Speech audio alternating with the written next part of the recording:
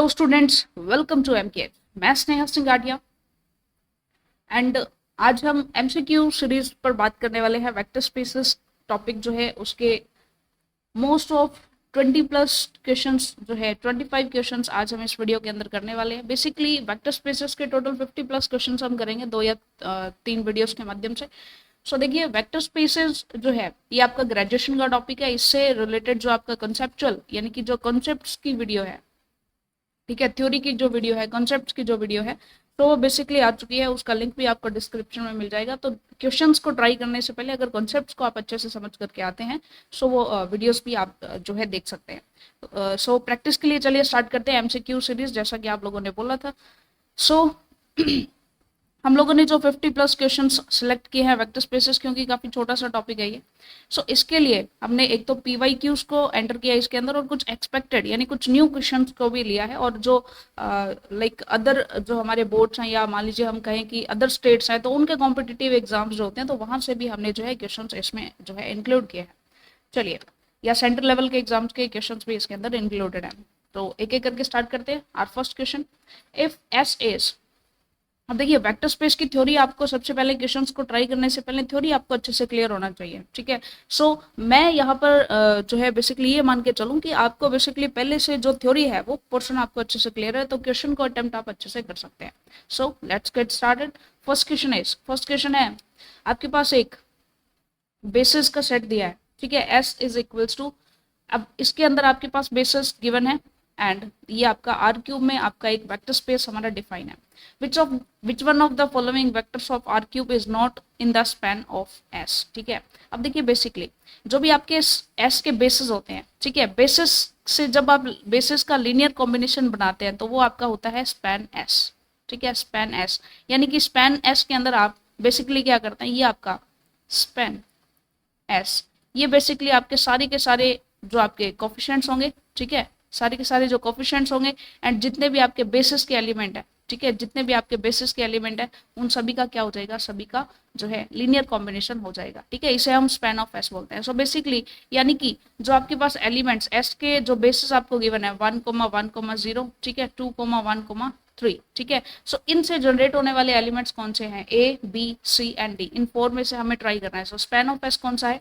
सो सबसे पहले हम बात करते हैं लाइक फर्स्ट एलिमेंट हमारा 0,0,0, ठीक है, यानी इसे आपने बनाया होगा लीनियर स्पैन से, यानी कि 1,1,0 एंड एक आपको गिवन है 2,1,3, ठीक है। इनके लीनियर कॉम्बिनेशन से alpha plus into beta this, ठीक है। सो ये आपका लीनियर कॉम्बिनेशन है, इससे आपने जो है इसको डेफिनेटली बनाया होगा, ठीक है। इसी टाइप से आपने बी यानी कि 3, 2, 3 इसे भी बनाया होगा, ठीक है। सी आपका 1, 2, 3 इससे भी बनाया होगा।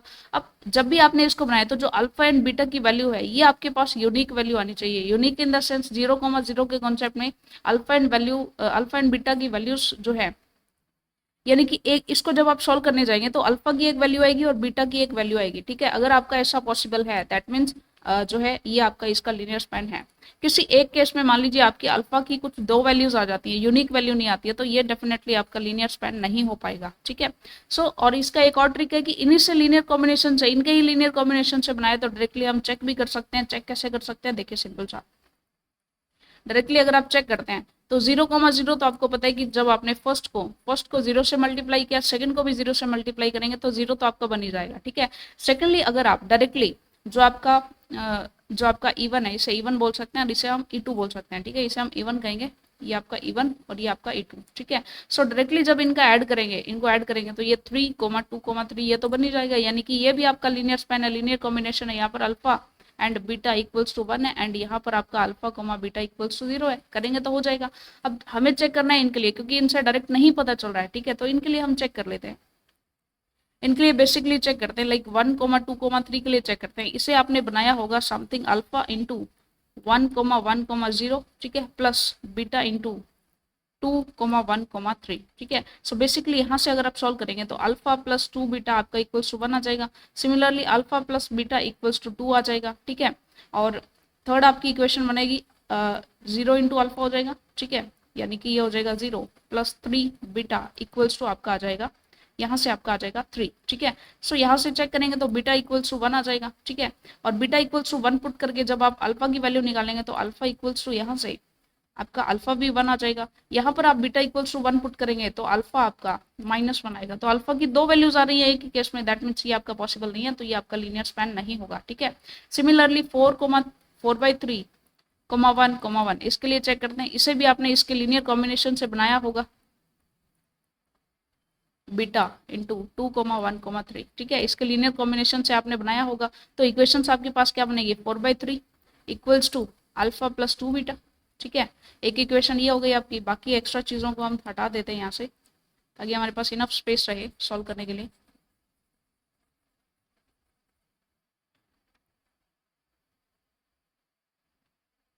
नेक्स्ट आपकी इक्वेशन क्या बनेगी, एक तो आपकी एक इक्वेशन बन गई। नेक्स्ट आपकी equation alpha plus beta equals to 1। ठीक है, नेक्स्ट आपकी बनेगी alpha 0 into alpha plus 3 beta equals to 1। तो यहाँ से आपकी बीटा की वैल्यू आ जाएगी 1/3। ठीक है, इसको जब आप यहाँ पुट करेंगे तो आपकी अल्फा की वैल्यू आ जाएगी 2/3, क्योंकि 1 - 1/3 2/3 हो जाएगा।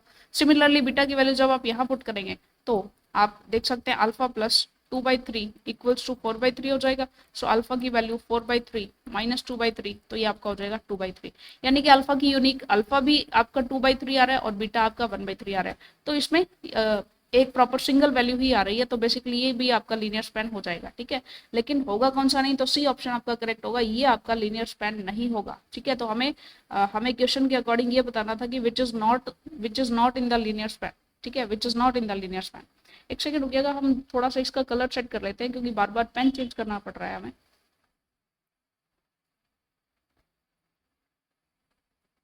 इन सभी के लिए स्लाइड्स का कलर चेंज कर लेते हैं हम, ताकि बार बार जो है हमें डार्क के ऊपर लाइट और लाइट के ऊपर डार्क कलर नया एडजस्ट करना पड़े।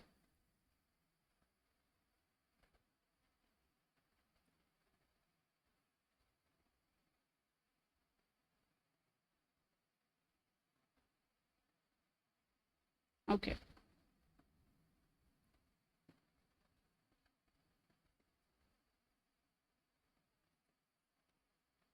चलिए। सो फर्स्ट क्वेश्चन हमने देखा, ये थोड़ा सा लाइट कलर में था, बट चलिए कोई बात नहीं, आपने नोट कर लिया होगा। नेक्स्ट क्वेश्चन हमारा है W1, हमें जो है एक सबस्पेस दिया हुआ है। थोड़ा सा डार्क कलर ले लेते हैं ताकि क्वेश्चंस को सॉल्व करने में हमें कोई भी प्रॉब्लम ना आए। W1 हमें गिवन है। ठीक है, ये हमारा कुछ इस टाइप से गिवन है, 0, x2, x3, x4, x5। अब इसमें देखिए एक आपका एलिमेंट फिक्स है 0। ठीक है, सिमिलरली W2 आपको गिवन है कुछ इस टाइप से x1, लेकिन 0 एलिमेंट x2 फिक्स है आपका, x3, x4 एंड x5। ठीक है, ये आपके सब स्पेसेस है R5 के अंदर। ठीक है, R5 के अंदर। सो बेसिकली हमें बताना है dimension of W1 intersection W2। अब देखिए हम जानते हैं कि जब भी आप W1 एंड W2 का इंटरसेक्शन करेंगे, ठीक है, W1 एंड W2 का इंटरसेक्शन करेंगे तो कंडीशंस कुछ इस टाइप से लेंगे कि इन दोनों की कॉमन कंडीशन हो जाए। ठीक है, ये W1 कहते हैं कि आप यहाँ पर इन चारों पर x2, x3, x4, x5 पर कोई भी वैल्यू रखें, लेकिन फर्स्ट पोजीशन पर आपको 0 ही रखना होगा। ये तो W1 की कंडीशन है। W2 की कंडीशन है कि आप कहीं भी कुछ भी रखें, हमें नहीं पता है, लेकिन W2 की जगह यानी सॉरी x2 की जगह आपको 0 पुट करना है। दोनों दोनों को मिलाकर अगर हम चलें तो W1 कहता है कि फर्स्ट पोजीशन पर 0 ही रखना है।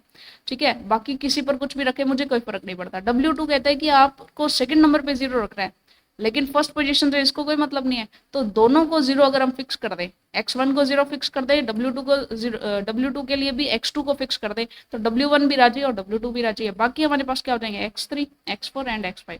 तो ये अगर हमारी कंडीशन हो जाती है तो W1 भी सेटिस्फाई हो जाता है और W2 भी सेटिस्फाई हो जाता है।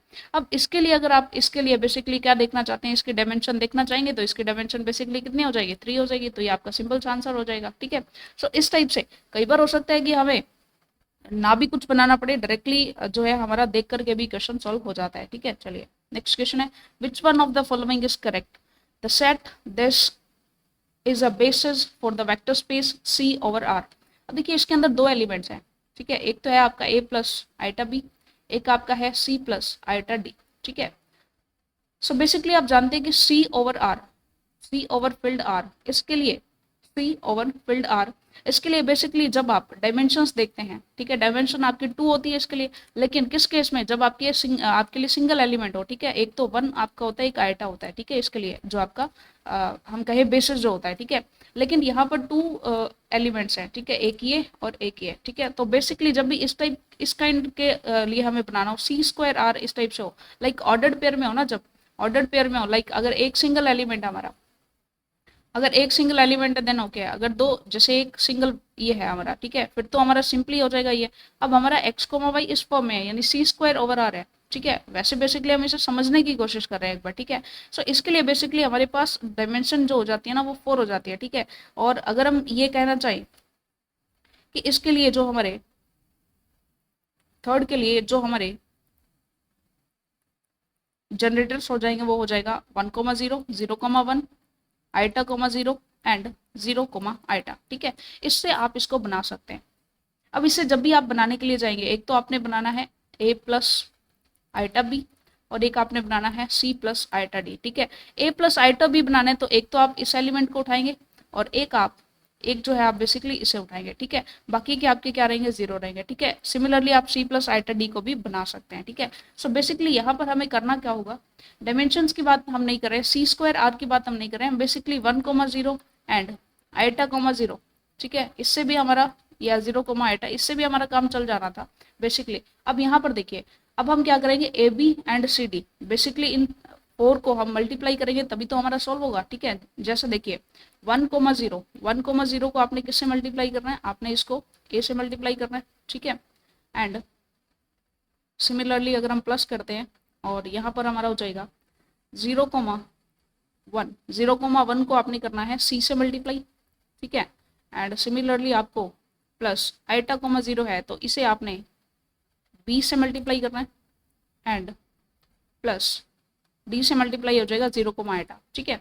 सो अब देखिए फर्स्ट पोजीशन वाले हमारे ऐड हो जाएंगे, फर्स्ट पोजीशन वाले कोमा से, कोमा के इधर फर्स्ट पोजीशन वाले ऐड कर देने हैं, a plus 0 plus B iota plus 0, ठीक है। कोमा की दूसरी साइड वाले this this this and this, इनको हम अलग से ले लेते हैं तो ये हो जाएगा 0 प्लस सी प्लस 0 प्लस आइटा डी, ठीक है। तो ये हमारा बन गया, ये आपका सी प्लस आइटा डी बन गया और ये आपका ए प्लस बी आइटा बन गया। तो इस टाइप से ऑल फोर जनरेटर्स को यूज करते हुए हमने जो है इसको बनाया है। यानी कि बेसिकली इनके लिए जो आपके कोफिशिएंट्स रहेंगे, ठीक है, ए सी बी एंड डी रहेंगे, यानी जिनको आप वेटेज बोलते हैं, तो ये हो जाएगा आपका alpha 1, alpha 2, alpha 3 and alpha 4, ठीक है। सो ये सारे के सारे अल्फा 1, अल्फा 2, अल्फा 3, अल्फा 4 ये लीनियरली इंडिपेंडेंट होने चाहिए। इसके लिए इनकी जो वेक्टर स्पेसेस बनती है, ठीक है, इनके लिए जो दो एलिमेंट्स आपके पास A plus B iota plus C plus और कोमा आपके पास है, दूसरा एलिमेंट है आइटा डी, ठीक है। ये दोनों के दोनों एलिमेंट्स आपके लीनियरली इंडिपेंडेंट हो गए अगर आपका a B and C d, ठीक है, ये आपका नॉट इक्वल्स टू 0 हो जाए, ठीक है। ये हम जानते हैं लीनियरली इंडिपेंडेंट कब होते हैं, जब आपका इस टाइप का जो हमारा डिटर्मिनेंट है ये आपका नॉट इक्वल्स टू 0। सो इसके लिए आपकी कंडीशन क्या बनेगी, आपकी कंडीशन बनेगी a d minus b c आपका नॉट इक्वल्स टू 0 होना चाहिए। सो कंडीशन आपके डी कंडीशन आपकी सेटिस्फाई हो जाएगी। तो ये हमने ऑल ओवर सारी कॉन्सेप्ट को समझते हुए बहुत ही अच्छे से क्वेश्चन को सॉल्व किया है। Next question, what is the dimension of the vector space formed by the solution of the system of the following equations. एक इक्वेशन हमारे पास है x1 plus x2 plus x3 equals to 0, यानी कि variables आपको maximum एक तो x1 दिखाई दे रहा है, एक x2 दिखाई दे रहा है, एक x3 दिखाई दे रहा है, यानी कि नंबर ऑफ वेरिएबल्स आपके पास 3 है, ठीक है। Next x1 plus 2x2 equals to 0 है and x2 minus x3 equals to 0 है। अब बेसिकली थ्री आपके डायमेंशंस वाला है, ठीक है, और इसमें से नंबर ऑफ जो आपके वेरिएबल्स हैं वो हम माइनस कर देते हैं तो आपके पास डायरेक्टली डायमेंशन आ जाती है, ठीक है। जितने आपके पास वेरिएबल्स होते हैं, ठीक है, जितने आपके पास वेरिएबल्स होते हैं और जितनी आपके पास इक्वेशन गिवन है, ठीक है, ये आपका डायमेंशन का फॉर्मूला होता है। यहाँ पर वेरिएबल्स भी 3 हैं और इक्वेशंस भी 3 हैं, ठीक है, लेकिन ध्यान रखिएगा यहाँ पर हमें सिर्फ और सिर्फ इंडिपेंडेंट इक्वेशंस को जो है सब्ट्रैक्ट करना होता है। तो एक ऐसी कोई इक्वेशन यहाँ पे देखिएगा, अगर हम चेक करें, अगर हम basically this is equation number 1, this is equation number 2, this is equation number 3, अगर हम equation number 1 and equation 3 को ऐड कर देते हैं, ठीक है, तो ये क्या बनेगा, x1 plus 2x2 equals to 0, यानी कि ये हमारी इक्वेशन नंबर 2 बन जाती है। That means equation number 2 is linearly dependent equation, यानी कि ये इन दोनों के लीनियर कॉम्बिनेशन से बनी है, यानी इंडिपेंडेंट इक्वेशन सिर्फ हमारे पास equation number 1 and equation number 3 है। सो इंडिपेंडेंट इक्वेशन हमारे पास सिर्फ 2 है, सो डायमेंशन इसकी क्या हो जाएगी, 1 हो जाएगी। So this is our answer. Okay, next question, what is the dimension of vector space C over R. C over R, देखिए सिंपल सा क्वेश्चन है हमारा, fifth question, C over R, simply C over R, ठीक है। इसके लिए हमारे पास जो डायमेंशंस रहती है बेसिकली ये डायमेंशन हमारी 2 रहती है, क्योंकि इसके लिए जो बेसिस होते हैं हमारे, ठीक है, बेसिस होते हैं, एक तो आपका होता है 1, एक होता है आपका आयटा, ठीक है। सो ये सिंपली इसका क्या हो जाएगा, इसके हमारे 2 बेसिस हो जाएंगे C/R।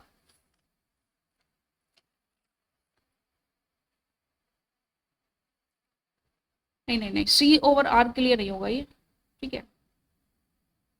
C/R के लिए 2 हमारे डायमेंशंस नहीं होंगी। C/R के लिए देखिए simply R over, okay, C/R के लिए 2 होगा, ठीक है, ये करेक्ट है, ये आपका करेक्ट है, ठीक है। सो C/R के लिए आपके पास 2 ही बेसिस होंगे, 1 and eta, okay. Which one of the following polynomials lies in the linear span of this. अब देखिए लीनियर स्पैन ऑफ दिस यानी कि ऐसा आपके क्या है, बेसिस है, ये जनरेटर्स हैं, ठीक है, ये जनरेटर्स हैं।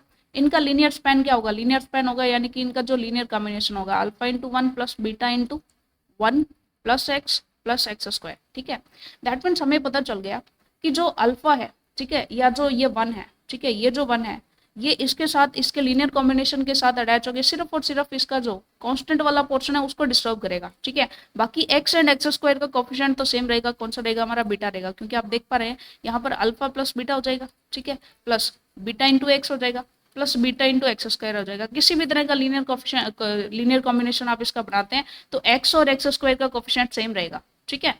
सो देखिए ये बेसिकली इसी के लीनियर कॉम्बिनेशन है, तो हमें चेक करना है, हमें चेक करना है कि किसके अंदर आपका एक्स स्क्वायर और एक्स का लीनियर कोफिशिएंट सेम है, सॉरी जो आपका एक्स स्क्वायर और एक्स का बेसिकली लीनियर कॉम्बिनेशन बनाते हैं तो एक्स और एक्स स्क्वायर का कोफिशिएंट सेम हो जाएगा, ठीक है। यहाँ भी एक्स स्क्वायर और एक्स का कोफिशिएंट सेम नहीं है, यहाँ भी एक्स स्क्वायर और एक्स का कोफिशिएंट सेम नहीं है, यहाँ तो है ही नहीं, ठीक है। सो बेसिकली ये आपका ये ऑप्शन करेक्ट हो जाएगा, ठीक है। सो ये हमने देख लिया। Next question, the dimension of the subspace of R cube spanned by this.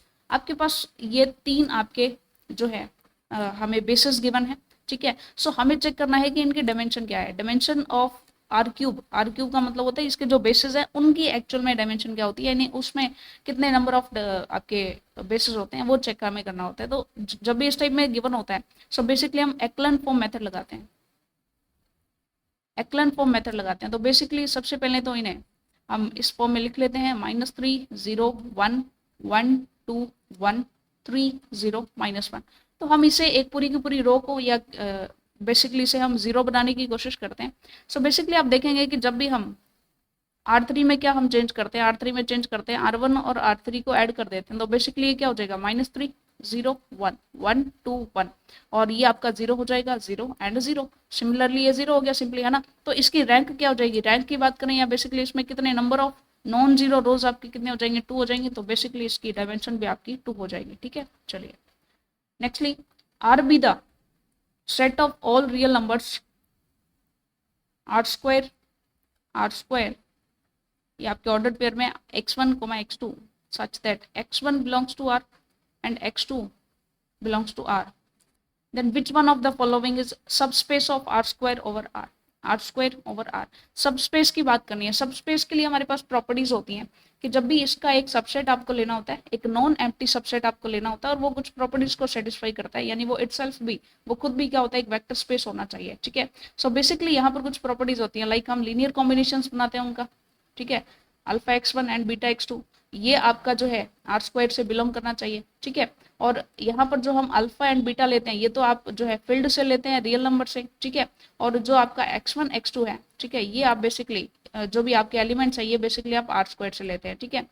So basically आप क्या करेंगे, यहाँ पर एक एक कंडीशन को लेकर के देखते हैं। सबसे पहले फर्स्ट ऑफ ऑल हम देखते हैं x1, x2, ये आपके एलिमेंट्स कुछ इस टाइप से है, लाइक x1 आपका ग्रेटर देन 0 हो, ठीक है, x1 ग्रेटर देन 0 होना चाहिए। तो x1 और x2 दोनों ही ग्रेटर देन 0 कर लेते हैं, कोई भी एक आप ग्रेटर देन 0 रखें। तो इसके लिए बेसिकली मान लीजिए 2,3 हमने एक एलिमेंट कंसिडर किया, ठीक है, ये आपका मान लीजिए R स्क्वायर से कोई एलिमेंट हमने लिया, ठीक है, एंड R से यानी कि जो आपका फील्ड है वहां से हमने कोई एलिमेंट ले लिया -2। जब आप इनका लीनियर कॉम्बिनेशन देखेंगे, अल्फा x आपका बिलोंग्स टू जो है R स्क्वायर करना चाहिए, ठीक है, यानी कि बेसिकली इनका लीनियर कॉम्बिनेशन बिलोंग करेगा तभी तो होगा, ठीक है। सो बेसिकली -2 2,3 अगर आप करेंगे तो ये हो जाएगा -4 कोमा -6, तो ये तो आपका जो है आर से आर स्क्वायर से बिलोंग नहीं करेगा, क्योंकि यहाँ पर हमने कंडीशन लिया कि x1 आपका ग्रेटर देन 0 होना चाहिए। ठीक है, सो बेसिकली सिंपल सी बात है कि जब आप वेक्टर सबस्पेस की बात करते हैं ना, तो वहां पर हमारे पास जितनी ज्यादा कंडीशन होंगी, जितनी ज्यादा शर्तें होंगी, उतना ही वहां पर फेलियर के चांसेस होंगे। यहाँ पर इसने शर्त रख दिया तो डेफिनेटली वो नहीं होगा। यहाँ भी इसने कंडीशन दे दी तो ये भी नहीं होगा। कंडीशन जहाँ पे गिवन होगी वहां पे डेफिनेटली फेलियर के चांसेस होंगे। यहाँ पर देखिए, यहाँ पर कोई कंडीशन नहीं है, x1 आप किसी भी रियल नंबर से ले सकते हैं, तो इस कंडीशन में आपका डेफिनेटली ये क्या हो जाएगा, वेक्टर सबस्पेस हो जाएगा। ठीक है, नेक्स्ट बात करते हैं x equals to this, y equals to this, z equals to this and w equals to this be vectors in R cube, a vector, a real vector space which one of the following is incorrect. Okay, so हमें check करना है कौन सा इसमें से incorrect है। First of all तो हमें बात करें 2x प्लस जेड, तो चेक कर लेते हैं 2x, x क्या है आपका 3,2 -1 एंड प्लस जेड, जेड आपका है 4,0 -3। ये आपका बेसिकली w के इक्वल आना चाहिए, लेकिन है क्या ये, इसको सॉल्व करें तो ये आ जाएगा 6 + 4 10 आ जाएगा एंड 2 2 जा 4, 4 - 0 ये आपका 4 आ जाएगा, 4 + 0 एंड नेक्स्ट हो जाएगा -2 -3 आपका -5 हो जाएगा एंड w आपका है 10 4 -5। तो ये तो आपका इतना सा तो करेक्ट है। ठीक है, इतना सा तो करेक्ट है। अब नेक्स्ट देखते हैं y प्लस जेड, ये क्या हमारा w के इक्वल्स आ रहा है, सो 2 4 1 एंड इसका एडिशन किया 4 0 -3, सो ये आपका हो जाएगा 6 4 and -2 which is not equal to w। ठीक है, सो ये तो आपका रॉन्ग हो गया। ठीक है, क्योंकि ये तो सेटिस्फाई कर रहा है बट ये सेटिस्फाई नहीं कर रहा। सो नेक्स्टली चेक करते हैं 2x - y प्लस 2z, ये चेक कर लेते हैं, ये थोड़ा लग रहा है y प्लस 2z करेंगे, क्योंकि फर्स्ट ही आप चेक कर ले, फर्स्ट एलिमेंट 2x करेंगे, 2x क्या हो जाएगा 6 हो जाएगा, 6 - y, 6 - 2 करेंगे तो आपका 4 आएगा, सॉरी 6 - 2 करेंगे तो आपका 4 आएगा। यस, ये भी चेक कर लेते हैं, बी ऑप्शन आपका, this is b option. B option आपका हो जाएगा 2 × 3 2 -1 -y है आपका 2 4 1 और ये आपका इक्वल्स टू आना चाहिए 4 0 -3। चेक कर लेते हैं 2 3 जा 6 -2 4 हो जाएगा, 4 -4 0 हो जाएगा एंड -2 -1 ये भी आपका -3 हो जाएगा, यानी ये तो आपका करेक्ट है, ये तो आपका करेक्ट हो गया। लेकिन ये चेक कर लेते हैं y प्लस 2z क्या इसको सेटिस्फाई कर रहा है, y क्या हो जाएगा 2 4 1 एंड प्लस में आपको करना है 2 × z आपका है 4 0 -3, ये आपका w यानी कि 10 4 -5 इसके इक्वल आना चाहिए। चेक कर लेते हैं एक बार, ये हो जाएगा हमारा 6 एंड 2 8 होगा। ठीक है, तो ये तो आपका सेटिस्फाई नहीं कर रहा, दैट मीन्स ये आपका इनकरेक्ट है, ये भी आपका इनकरेक्ट हो जाएगा। x plus z equals to w, x plus z करें, x प्लस जेड करेंगे 3 एंड 4, ये तो 7 हो जाएगा, w का तो फर्स्ट एलिमेंट है ना, तो ये भी इनकरेक्ट हो जाएगा। यहाँ पर चेक करते हैं y plus 2z, d option check करते हैं y प्लस 2z, y हमारा हो जाएगा 2 4 1, 2z आपका हो जाएगा 2 × 4 0 -3 इक्वल्स टू w आपका क्या हो जाएगा 10 4 -5। चेक कर लेते हैं, ये 2 4 जा 6 एंड 2z है, 2z है हमारा, तो ये 8 हो जाएगा, 8 एंड 2 10 हो जाएगा। ठीक है, कोमा 4 × 4 2 एंड 0 ये 0 हो जाएगा, ये 4 हो जाएगा। ठीक है, एंड नेक्स्टली ये आपका हो जाएगा -6 एंड दिस इज 1, तो ये हो जाएगा -5, तो बिल्कुल एग्जैक्टली ये तो फॉलो कर रहा है। सेकंड को चेक कर लेते हैं, x - y equals to z होगा, तो यहीं से चेक कर लें 3 - 2 आपका 1 आना चाहिए, 3 - 2 x - y करना है 3 2 -1 इक्वल्स टू z 4 0 -3। ठीक है, इसमें से आपने माइनस करना था 2 4 एंड 1। ठीक है, सो 3 में से 2 सब्ट्रैक्ट किया तो आपका 4 तो नहीं आ रहा। ठीक है, दैट मीन्स ये भी आपका इनकरेक्ट हो गया, यानी कुछ तो गड़बड़ है। Which one of the following is correct, एक बार फिर से चेक करेंगे हम। 2x प्लस जेड ये तो सेटिस्फाई कर रहा है फर्स्ट, तो y प्लस जेड हमने किया तो 2 + 4 ये तो आपका नहीं आ रहा, सेकंड इनकरेक्ट है। 2x - y ये आपका करेक्ट था। y प्लस 2z हम करेंगे y 2 एंड 4 2 जा 8 10 ये तो इक्वल आ रहा है। नेक्स्ट यानी कि ये एक बार फिर से चेक कर लेते हैं, सो इसमें क्या हो जाएगा 2 एंड 4 ये करेक्ट हो जाएगा, 2 × -3 -6 यस ये आपका करेक्ट था, बी ऑप्शन आपका करेक्ट था। ठीक है, ये आपका करेक्ट था, ये आपका सेटिस्फाई कर रहा था, तो बी ऑप्शन यस ये सॉल्व कर रहा है। ठीक है, सो बी ऑप्शन आपका हो जाएगा correct. Next next question, consider the vector space this V over the field of real number spend by the set this, what is the dimension of V। तो एक्लन फॉर्म से ही इसको सॉल्व करने की कोशिश करते हैं। सबसे पहले तो एक्लन फॉर्म बनाते हैं। फर्स्ट आपका क्या हो जाएगा, ये हो जाएगा 0 1 0 0, नेक्स्ट आपका 1 1 0 0, नेक्स्ट आपका 1 0 1 0, नेक्स्ट है आपका 0 0 1 0, नेक्स्ट आपका 1 1 1 0 1 0 0 0। अब देखिए बेसिकली जब आप थ्योरी पढ़ के आए हैं चैप्टर में से, तो हमें पता चल गया कि ये आपका एक्चुअल 1 है, ये भी आपका एक्चुअल है और ये भी आपका एक्चुअल है। तो बाकी 3 आपका जो है थोड़ा सा इनकरेक्ट है, तो इसे हम सेटिस्फाई करेंगे।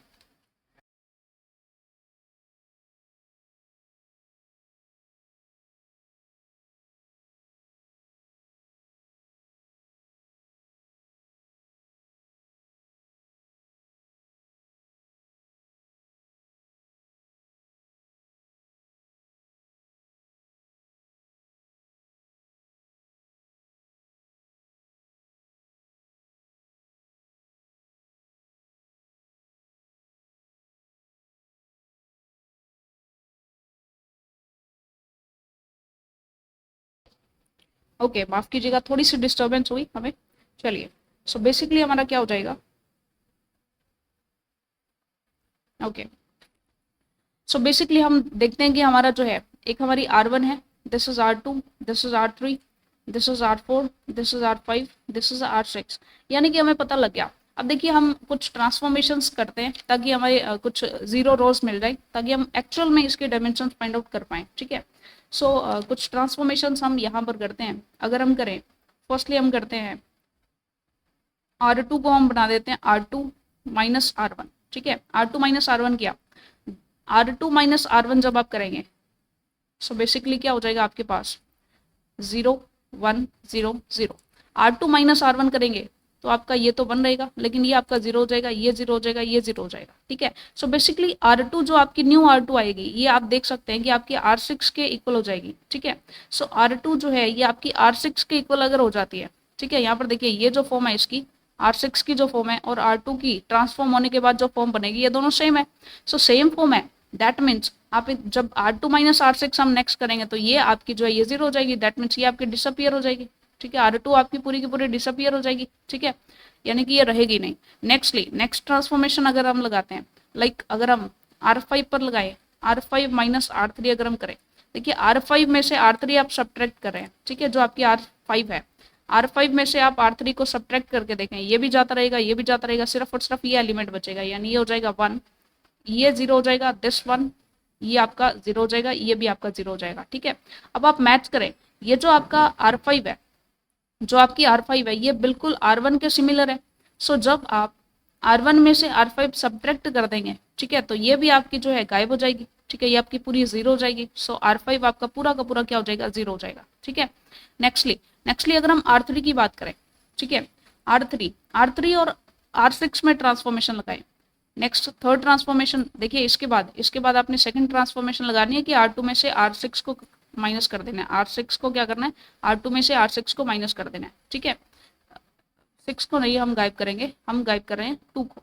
ठीक है, और सिमिलरली यहाँ पर आपने क्या करना है, R5 को क्या कर देना है, R1 माइनस R5 कर देना है।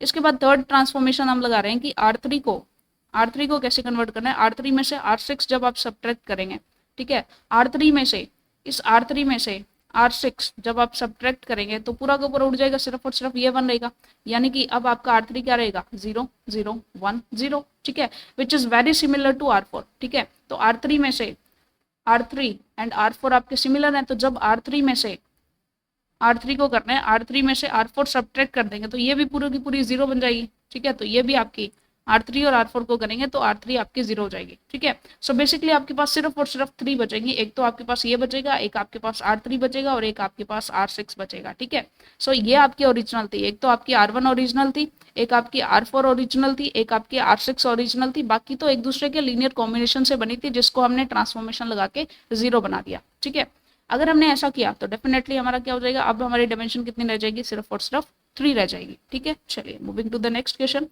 Which one of the following is incorrect. यानी कि R इज a vector space over N, R इज a vector space over complex number, R इज a vector space over Z। अब फर्स्ट कंडीशन तो ये होती है कि वेक्टर स्पेस हमेशा किसी फील्ड पर डिफाइन करते हैं, और हम जानते हैं कि नेचुरल नंबर्स और इंटीजर्स दोनों ही हमारे फील्ड नहीं है, ठीक है। सो बेसिकली ये तो आपका इनकरेक्ट हो जाएगा, ये तो आपका डिफाइन ही नहीं होगा।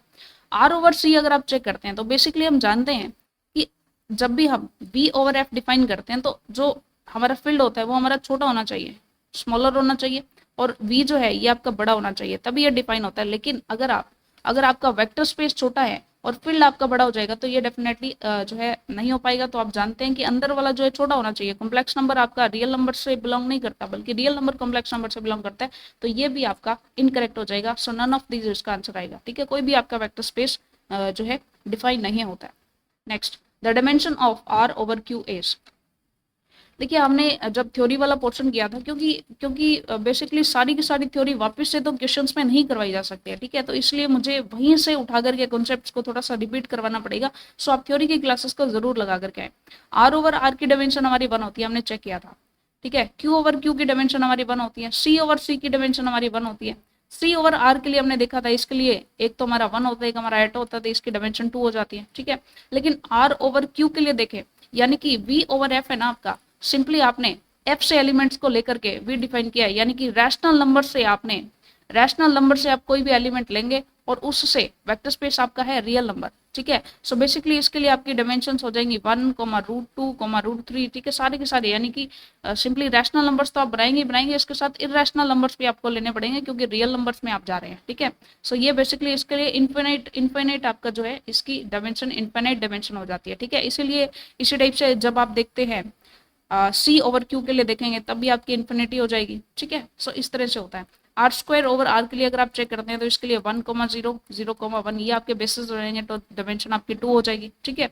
सो ये आपका तरीका होता है, ये हमने बहुत ही अच्छे से थ्योरी वाले पोर्शन में किया भी हुआ है। Next question, let S and T be two subspaces of R24 such that dimension of S is 19, dimension of T is 17, then smallest possible value of dimension this, least largest possible value of the, okay, S plus T की बात करते हैं। S plus T की dimension के लिए हमारे पास formula होता है, ये हमारे पास होता है dimension of S plus dimension of T minus dimension of S intersection T, ऐसा हमारे पास होता है। सो बेसिकली देखिए डायमेंशन ऑफ S आपके पास गिवन है कितनी है, 19 है, प्लस डायमेंशन ऑफ T आपके पास कितनी है, 17 है, माइनस हमें चेक करना है dimension of S intersection T, ठीक है, और गिवन है हमारे पास dimension of S plus T।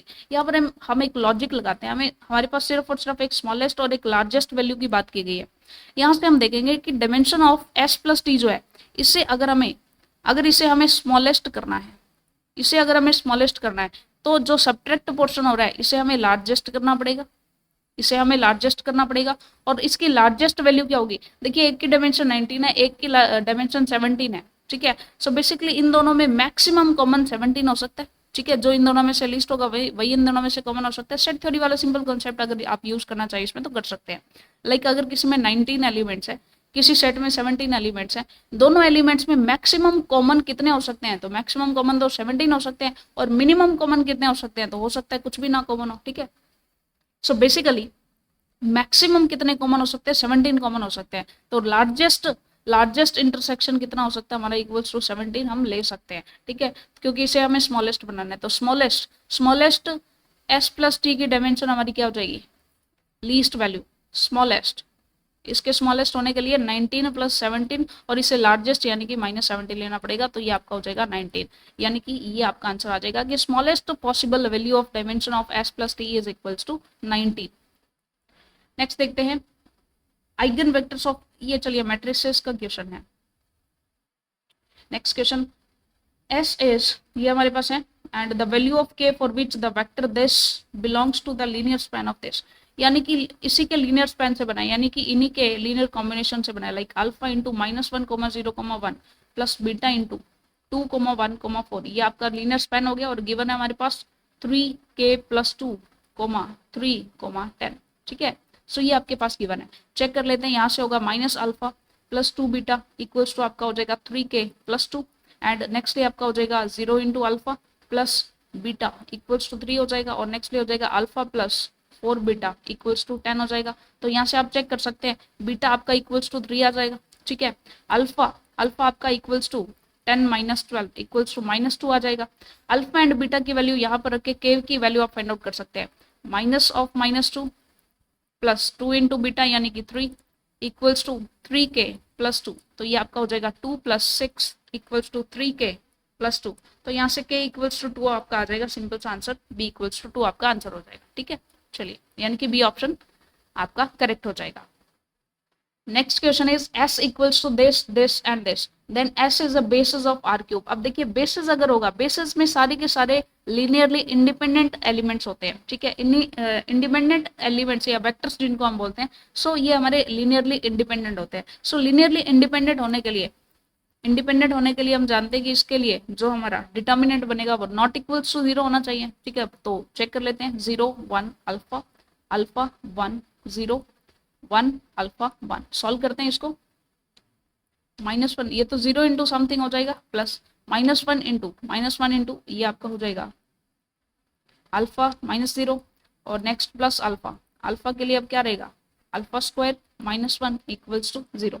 तो यहाँ से आपका रहेगा minus alpha plus alpha cube और ये हो जाएगा आपका माइनस अल्फा इक्वल्स टू 0। तो ये हो जाएगा alpha cube -2 alpha equals to 0। तो अल्फा कॉमन लेंगे तो ये हो जाएगा अल्फा स्क्वायर -2 इक्वल्स टू 0।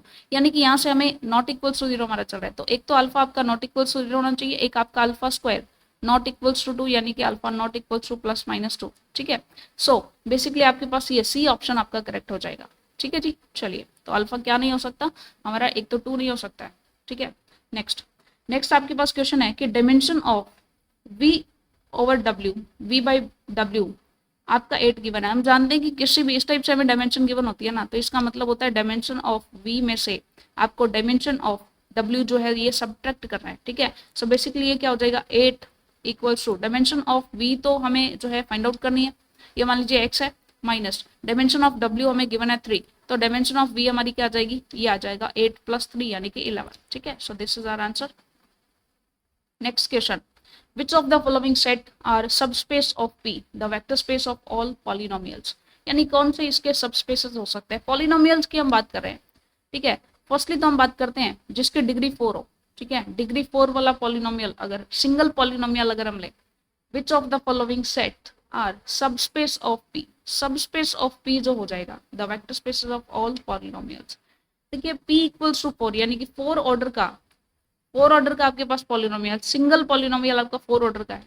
ठीक है, x cube plus x square मान लीजिए कुछ भी इक्वल्स टू 0 है। ठीक है, सो ये तो आपका हो नहीं सकता क्योंकि वेक्टर सबस्पेस होने के लिए उसमें एक एडिटिव आइडेंटिटी होनी चाहिए। ठीक है, हम जानते हैं कि A1 टू A5 सारी प्रॉपर्टीज को वो सेटिस्फाई करते हैं, तो एडिटिव आइडेंटिटी आपकी होती है 0, यानी कि 0 पॉलिनोमियल उसमें एग्जिस्ट करना ही करना चाहिए। ये तो एक ही है हमारा। ठीक है, ये तो हमारा नहीं होगा। लेकिन अगर हम देखें पॉलिनोमियल्स सारे के सारे ऐसे पॉलिनोमियल्स जिनकी डिग्री ग्रेटर देन 3 हो, तो इसमें भी 0 पॉलिनोमियल हमारा नहीं आएगा। Next degree which is less than 4, तो इसमें हमारा 0 पॉलिनोमियल आ जाएगा। लेकिन यहाँ पर एक कंडीशन गिवन है कि ऑर्डर ऑफ 0 पॉलिनोमियल आपका 1 होता है क्या, ऐसा नहीं होता है, पॉसिबल ही नहीं है। ठीक है, तो ये भी आपका इनकरेक्ट हो जाएगा। सो नन ऑफ दीज आपका ऑप्शन रहेगा। ठीक है, next the set this is linearly independent over R और डिपेंडेंट। देखिए जब भी हमारे पास इस टाइप से सेट के अंदर दो एलिमेंट्स हमारे गिवन है, एक तो e⁻²x e⁻3x, इनका लीनियर कॉम्बिनेशन बनाए। ठीक है, हम क्या करते हैं बेसिकली जो भी आपके पास x1 एंड x2 है, ठीक है, इनका हम बनाते हैं linear combination alpha x1 plus beta x2। ठीक है, ये इसको आप इक्वल्स टू 0 पुट कर दें। अगर इसमें आपका अल्फा 0 है बीटा भी 0 है, तब तो ये लीनियरली आपके क्या हो जाएंगे, इंडिपेंडेंट हो जाएंगे। अगर आपका अल्फा या बीटा इनमें से कोई एक भी 0 नहीं आता है, तो आपका ये लीनियरली डिपेंडेंट हो जाता है। ठीक है, सो बेसिकली चेक करते हैं alpha into e⁻² plus beta into e⁻3x equals to 0 कब होगा। अब ये तो आपका 0 हो नहीं सकता, एक तो अल्फा को भी 0 होना पड़ेगा या फिर बीटा को 0 होना पड़ेगा, यानी दोनों को ही 0 होना पड़ेगा, तभी हमारा ये 0 हो सकता है। ठीक है, सो डेफिनेटली आपके क्या हो जाएंगे, लीनियरली इंडिपेंडेंट हो जाएंगे, linearly independent over R. Next question is consider the real vector space V equals to R³ the following of its subsets. देखिए जब भी हम सबसेट्स की बात करते हैं यानी सबस्पेस की बात करते हैं, सबस्पेस, तो सबस्पेस में हम जानते हैं कि जहां पर हमें कंडीशंस गिवन होंगी ना, कंडीशंस जहाँ पे रेस्ट्रिक्शंस गिवन होंगी, वो वाला केस हम जो है सॉल्व नहीं कर पाएंगे। ठीक है, तो रेस्ट्रिक्शंस के लिए देखिए यहाँ पर हमारे पास है x, y, z। अब 0 हो गया ना, 0 हो गया तो कोई टेंशन नहीं है, x y 0 हो गया, z के लिए आपका अब 0,0,z है, ठीक है। इसके लिए जो भी लीनियर कॉम्बिनेशन आप बनाते ना, ये पर्टिकुलरली इसी फॉर्म में आपके पास आएंगे, ये तो करेक्ट है, ठीक है। नेक्स्टली x, y, z, इसके लिए आपने ये बनाया कि 0, y, z है, इसका कुछ भी लीनियर कॉम्बिनेशन बनाते रहे, ठीक है। Alpha plus beta into 0, y, z कर लें, कुछ भी कर लें, ये आपका फर्स्ट एलिमेंट तो 0 ही रहेगा, 0, समथिंग यही आएगा, ठीक है। यानी कि ये भी आपका करेक्ट हो जाएगा, ये भी आपका सबस्पेस हो जाएगा, ये भी हो जाएगा। लेकिन यहाँ पर रेस्ट्रिक्शन लगा दी कि x आपका 0 नहीं होना चाहिए। देखिए एक तो आप ले लेंगे कोई भी x, y, z ले लें, ठीक है। अब कोई भी x, y, z से जब भी आप एलिमेंट्स बनाना चाहेंगे तो 0 तो ले ही सकते हैं, 0 को मल्टीप्लाई करके आप इसका 0,0,0 तो बना ही सकते हैं, ठीक है। तो ये तो आपका डिफाइन ही नहीं हुआ, क्योंकि आप आर क्यूब से डिफाइन कर रहे हैं, आर से रियल नंबर से ले रहे हैं नंबर्स को, ठीक है। तो जो भी आप बाहर से फील्ड से कुछ भी एलिमेंट आप ले सकते हैं, तो 0 से मल्टीप्लाई करेंगे तो 0 तो आपका आ ही सकता है। सो बेसिकली ये आपका इनकरेक्ट हो जाएगा। सो बेसिकली यहाँ पर सिर्फ और सिर्फ एस एंड टी आपके सबस्पेस होंगे, ठीक है। यहाँ बेसिकली ये कंडीशन हमारी होती है कि जहाँ पे रेस्ट्रिक्शंस आ जाए जिसे हम फॉलो ना कर पाए, तो वो आपका सबस्पेस डिफाइन नहीं होता।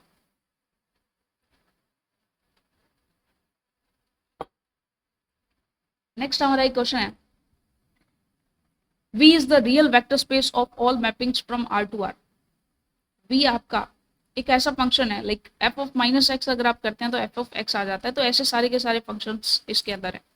V2 के अंदर ऐसे सारे फंक्शंस हैं जिसके लिए f ऑफ माइनस एक्स अगर आप करते हैं तो माइनस ऑफ एफ एक्स आता है, यानी कि ये आपका इवन फंक्शंस है और ये आपके सारे के सारे ऑड फंक्शंस हैं, ठीक है। तो इवन फंक्शंस के साथ अगर आप कोई लीनियर कॉम्बिनेशन बनाते हैं तो आपका इवन फंक्शन ही आता है। ऑड फंक्शंस के साथ जब भी आपका कोई लीनियर कॉम्बिनेशन आएगा तो आपका ऑड फंक्शन ही डिफाइन होगा। ये आपका बिल्कुल हमारा जो है बिल्कुल सही रहने वाला है सिस्टम, ठीक है। सो बेसिकली दोनों के दोनों ही हमारे क्या हो जाएंगे, वेक्टर सबस्पेस हो जाएंगे, तो इसे आप एज ए रिजल्ट भी याद कर सकते हैं। नेक्स्ट दो हमारे पास सेट की बने S1 जिसमें दो एलिमेंट्स है, एक अल्फा और एक बीटा। नेक्स्ट हमारा S2 एक सेट है, एक फंक्शन f हमारे पास है, सेकंड एलिमेंट हमारा u है, ठीक है। हमें बताना है कि S1 और S2 में से कौन सा लीनियरली इंडिपेंडेंट है, डिपेंडेंट है। देखिए अगर S के किसी भी एलिमेंट को दूसरे एलिमेंट के लीनियर कॉम्बिनेशन से बना देते हैं तो वो हमारा लीनियरली डिपेंडेंट हो जाता है। अगर इन दोनों का आपस में कोई रिलेशन नहीं है, दैट मीन्स ये लीनियरली इंडिपेंडेंट हो जाते हैं। तो चेक करते हैं। अब यहाँ से क्लियरली हमें देखने को मिल रहा है कि ये एलिमेंट इसका डबल है, ठीक है। -2 का डबल करेंगे तो -4 हो जाएगा, 4 का डबल करेंगे 8 हो जाएगा, यानी कि सिंपली अल्फा को डबल किया तो आपके पास बीटा मिल जाएगा आपको। दैट मीन्स डेफिनेटली एस तो क्या हो जाएगा आपका, लीनियरली डिपेंडेंट हो गया, ये तो आपका डिपेंडेंट हो गया। लेकिन S2 के अंदर ऐसा कुछ दिखाई नहीं दे रहा, यू क्यूब है, 3u है, ये 4u है, ये 4 है, ये 3 है, तो किसी भी टाइप के लीनियर कॉम्बिनेशन से आप इसको बना नहीं सकते, एक दूसरे के लीनियर कॉम्बिनेशन से दूसरा नहीं बन सकता, तो ये आपका लीनियरली इंडिपेंडेंट हो जाएगा। सो बेसिकली हम कहेंगे कि S2 तो आपका लीनियरली इंडिपेंडेंट है लेकिन S1 आपका डिपेंडेंट है, ठीक है। सो ये आपका क्वेश्चन था। Next question, let V be a vector space over the field F of dimension n, consider the following statements।